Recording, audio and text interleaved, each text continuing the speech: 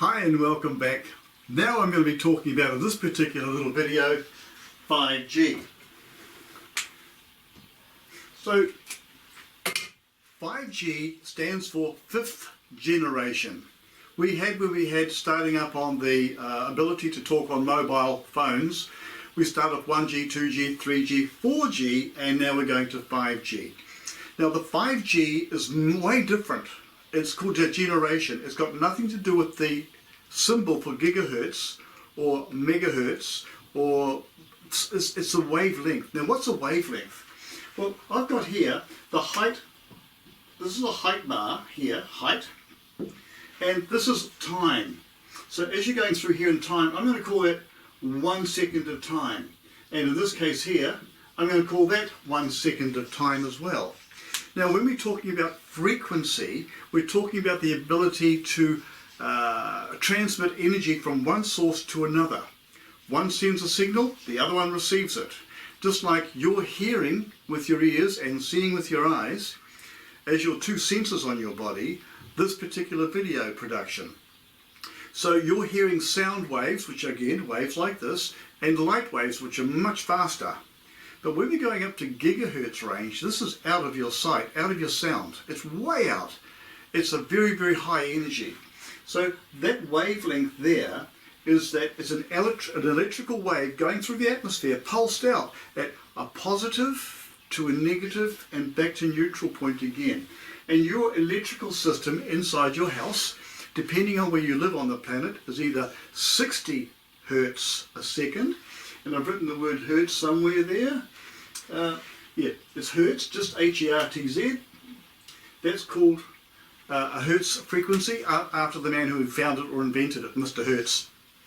And so therefore, 1 second, one frequency or one cycle per second is considered relatively safe. In fact, your brain functions when you're in deep sleep at 4 cycles per second.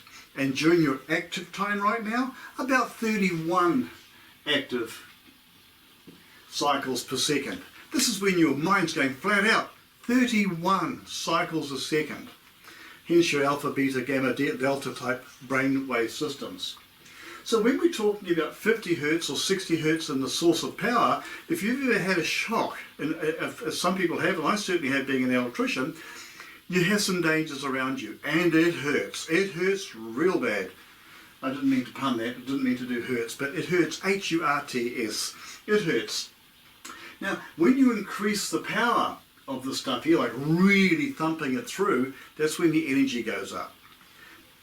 Here we have a system of 4G going to 5G. Now something here, we're going from standard to megahertz, that's a million hertz, million cycles a second, to gigahertz. Now I've written gigahertz. Your microwave, for example, at home, with your stop-start button and your timing factors up here, and this mesh screen in front of the glass, or in the glass, that mesh screen is designed to stop the frequencies coming out and touching you. Because if they did, they would do to you what happens between a casserole dish, which is cold, and it comes out hot in a matter of minutes. When I say hot, really hot, much faster than a conventional cooking top on a hob or something like that, whether it be an inductive system, a radiant system that's with the rings on it, or the black plates that they have. These will get hot. When you have that happening here, it's done by putting through these frequencies of 2.4 billion frequencies or cycles per second. Now that there is called millimeter waves. They're really, really, really, really short compared to a great big light, big band wave when we're talking about the lower energies. Compressing it down and squeezing it up, we've now got a real ball of energy. If you should get in the way of that thing there, it would literally burn you, as it does with a casserole dish inside the microwave oven. And when you open that door, that microwave switch off, because the power inside it is lethal. You cannot be playing with that stuff. There's a device in there called a magnetron, magnetic, and what it does is it fires beams all around inside that box, just ricocheting all over the place, and it literally raises the temperature by rubbing together the water and water molecules together like this, which is made up of oxygen and hydrogen, rubs them together so they get hot. So if you rub your hands really hard together, you will feel the heat generated in there. So this is what happens in here, and they do it with electricity. If 2.4 gigahertz is dangerous, what is 60 gigahertz like? Well, you can't get in front of a 60 gigahertz gigawave because it has been used as a military weapon to control crowds or to do other things. Now, with this recent coronavirus, which is going on, COVID-19 up here, and 5G as a strength of an electromagnetic field or an electromagnetic force is pumping out electromagnetic waves which interfere with your nervous system, which is electrical, and therefore the neuron cells of your body, which are also electrical. And at the moment in this room I don't have my cell phone. Yes, I do. Here's my cell phone. Oh, I'm sorry. I'll just take this clip off, undo that and pull it out. Now, my cell phone here has been inside this sack, which I can literally see through, and once I put it inside that sack, that cell phone, which is active, no longer can be picked up by any system outside of that bag, because even when my cell phone is turned off and I think it's dead, that's still sending out signals. They can track and trace you when your cell phone is off. This is a fact. This is not conspiracy stuff, it's just a fact. So I put it inside there because that literally shields any signal from going through into my cell phone, and nobody could tell that I had that with me. Now, on a ship in the ocean, they never used to have telephone lines going from ship to shore. They didn't have a big reel that reeled off every time they left shore, and they hooked up with a new one on the next shore so that they could communicate. The cost of sending signals in old systems that were communication networks was very expensive and very slow. Now, you can be on a ship in the ocean in the middle of the Pacific and you're getting 5G EMF waves coming from the sky, kilometers, miles up in the air into the stratosphere, the lower outside of the Earth's atmosphere. You've got these satellites going around there. Now, if they can reach you from way up there and come down here, and everybody in that ship is using their cell phones and their iPads and their smart systems of any sort, are using 5G signals. Now, if those 5Gs can heat up a casserole dish or any vegetable or meat matter you might have in there, what could it be doing when it's pumping down on a ship? Is it possible that people could get sick from that now that they've just started to launch 5G on a global scale? Now that they've just started to do that? If it's possible, they call this thing a petri dish. People on here were getting sick. Now, I'm sure some people weren't interested in using their cell phones, but some people were. And the amount of people per population as a percentage on a ship that got sick out in the ocean with this, COVID-19 makes you wonder whether COVID-19 is in fact a bug that got on the ship and spread like wildfire, or was it something that was created that when they go testing with their test kits up your nose and your sputum or your coughing material, and they get out this genetic material and they say, oh look, you've got pus in there, you've got genetic material, you've got COVID-19. Have you really? So that's why people inside ships are getting blasted from 5G all the time. They're tracking the boat. So I have my thoughts on that.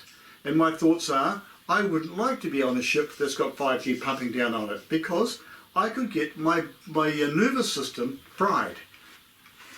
Going on a ship like that could be like flying inside or shipping inside an oven. That's not my cup of tea. So understanding it's all about wavelengths, and I'm going to show you something now, how when you're looking at the functions of what electricity can do, this is a piece of aluminium. Now I've got it as a trough, it's just a channel. And the reason I got that is because it's a good way to demonstrate that if that was solid, we use aluminium and copper for our electrical systems in our houses and on our overhead lines. It's actually a wire, but it's made of aluminium, or it's copper, also made of copper. But aluminium is a conductor of electricity. So, should I get a coin? It's not magnetic. Aluminium is not magnetic. But here, oops, there's a magnet. It's a very, very strong magnet, neodymium. And if I put that on there, it's not magnetic at all. It's just not. Yet if I put it on that board, she's up there, she's magnetic. If I put it flat, I won't get it off. So I'm not going to put that on there flat. I have trouble. But I want to show you something.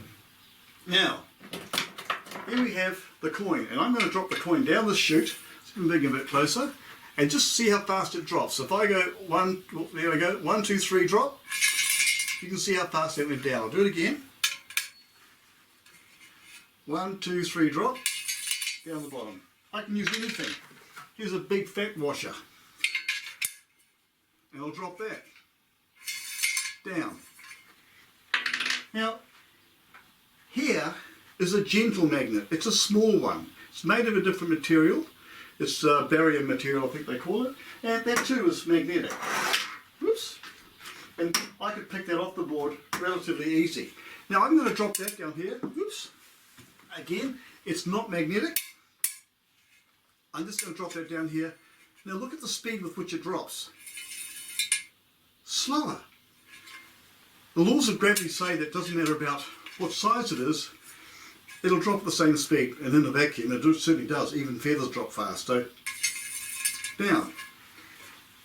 But if I increase the speed or the energy from this to something like that, it can be replicated with something like this. Now you watch what happens when I drop. This is a fairly heavy magnet. Are we ready? 1, 2, 3.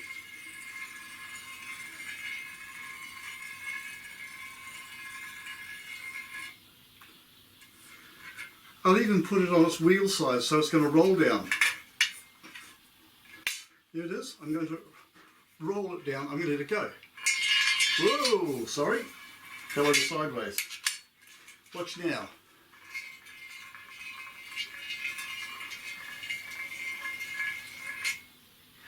Now the reason that happened was because I was using and I was creating electromagnetic type fields around the aluminium. When you do that, and the voltage is coming down here, as it comes down here, these things here are filled with a, well, they're not filled, but they have a particle or matter in there called a magnetite. And when you pass this down here, the magnetite stands out like it just reacts to the electromagnetic field going on around this thing, and then it collapses. It's all part of the mechanism of life that we have. If I shove down there a massively high frequency, I will burn that up and it'll blow like a fuse. When it blows like a fuse, the cell's dying. Out will come the exosomes that I mentioned in an earlier video. Those exosomes take the dead material, take it to the immune system, which makes it come out of the body through your lungs or through your nose as a mucus. What we're talking about here is 5G EMF waves are so intense that they are dangerous and must be respected as such. That means any life form, plants, bacteria in the soils which grow plants, help plants to grow I should say, the animals, insects, humans, and even oxygen. Now, over here I have got, just to show you, at 5 gigahertz, 5G I should say, 5G, which is the name of 5th generation, turns on 60 gigahertz, or this frequency here, which is called millimeter waves. They're really, really tiny. And we shoot that up here to hitting an oxygen molecule. Now an oxygen molecule is 2 atoms of oxygen. Each oxygen atom has got 1, 2, 3, 4, 5, 6, 7, 8 electrons orbiting it. And when you get a molecule of oxygen that you need when you have water, like H2O, hydrogen, 2 oxygen, they have these things called hydrogen bonds. I'm just going to draw it in a different colour. So we've got 2, 3, 4, 5, 6, 7, 8. When they join together, these 2 oxygen molecules share each other's bond. like that would be then a sharing when I have another one with it. So now this becomes a molecule rather than an atom. Now when you have this 60 gigahertz wave hit that, on a scale, when you're having a scale graph, and you've got oxygen at specifically 60 gigahertz, this gigahertz wave fires and hits these electrons which are orbiting this, or should I say shelling around the oxygen atom and a molecule. It ricochets them off, ping, and it disappears somewhere else. This is no longer oxygen. In martial arts, in the years I've been doing karate, at one stage I remember an opponent I was fighting, we were doing turn for turn, turn for turn. For some reason he got mixed up, and just after he had done his turn, it was my turn, and he thought it was his turn again. And I brought my fist out and I hit him square in the chest, right on the heart area. He just dropped to the deck and he could hardly breathe. He was in real stress. And I thought, whoa! And my instructor came up, the Kancho, this is the top of the association. He grabbed this guy from behind the neck here somehow, and he just fell out just like that, just dropped off. Pulled him to the side, and then the guy sort of woke up again, still in pain, and all he did was tell him to bend over and breathe deeply, or have his legs up against his chest. I didn't know what he'd done. He had stopped the oxygen going to the guy's brain. It only takes a matter of a few seconds, and he was unconscious. If you disrupt the oxygen in your blood system for a few seconds, you will be unconscious. Have you heard the stories about people just falling over in Wuhan and other places? Are they affected by these big towers going up? Now this again is areas that need investigation. Don't take my word for it, do your own research. But if you're in front of a 5G 60 gigahertz frequency, you could, like insects and birds have been said to fall down from the sky or just drop off the planet, are their oxygen systems being destroyed?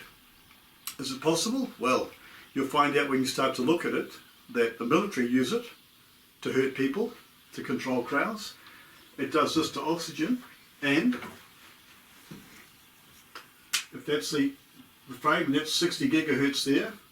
As you're increasing the speed of oxygen, which I'll put there, O2, oxygen, as soon as you get to 60 gigahertz, the graph rises like this. This is plus 60, that's minus 60. So at 60 gigahertz, oxygen molecules have their orbiting electrons ricocheted off, and they became like loose electrons. These are facts. Start to form your own opinions. Nothing has been done to test this stuff here to make it for the public's attention. Nothing. They have not done this work. You start to think about the word conspiracy exposure. Well, this is part and parcel of that, but I'm not stating that because otherwise I could be blamed for it. So this is all my knowledge and my stuff put together, and as an expert in the electrical field, I've got a lot more than most, and the research that I have done and seeing the effects of things, this is called circumstantial evidence, Your Honour. So does it stand up? It certainly might. It starts to help you think more about what you're hearing and what you're dealing with out there. Is 5G dangerous? I think so. If I get a power cord, which I've got lying around here, it's a power box, and these pins here, one becomes alive when it goes into the wall, one becomes an earth, and one becomes a return. In and out. Live in, black out, green to the ground. Should I touch that? And it's only at 50 hertz. The pressure, the punch behind it in New Zealand is 230 volts. When I touch that, it will not only kill me or burn my fingers, it can kill me almost instantly. Hence the electric chair. So I'll switch this off here. I've told you about Faraday cages. These things here can stop your cell phone being heard by anybody and still keep it on when you need to use it. There is an array of information here to help you understand that. Let's come back to the next one. I'm going to talk about your future. This again is more fields how I can help you with your life under this pressure we're on now. Thanks for watching. Not to scare you, you can overcome this with knowledge. And when you have knowledge, you must have knowledge, you must use it with responsibility. So be careful out there. Take care. Want to get hold of me? That's where I am. That's my website. Catch you soon.